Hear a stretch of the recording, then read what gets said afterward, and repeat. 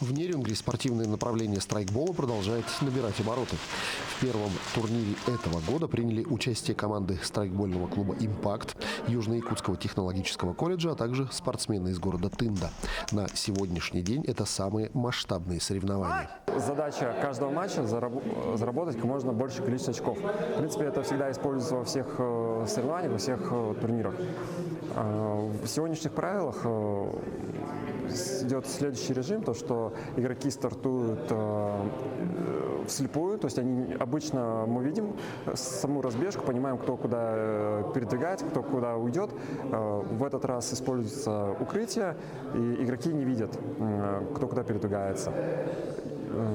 Очки начисляются за поражение соперника, захват флага и взвешивание флага, донос флага до базы соперника. Все команды показали интересную игру и желание победить. Получилось яркое и динамичное мероприятие, но главное, все получили удовольствие от соревнований. Все ребята достаточно серьезно играют, они прошли достаточно большой курс тренировок, в отличие от нас. Мы здесь третий раз, получается, в Нерюнгри конкретно.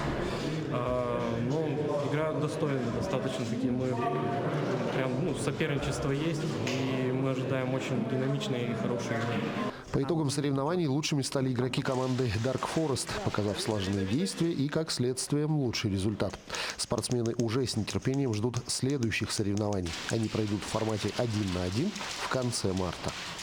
Иван Лазаренко, Захар Головин, Нерюнгри.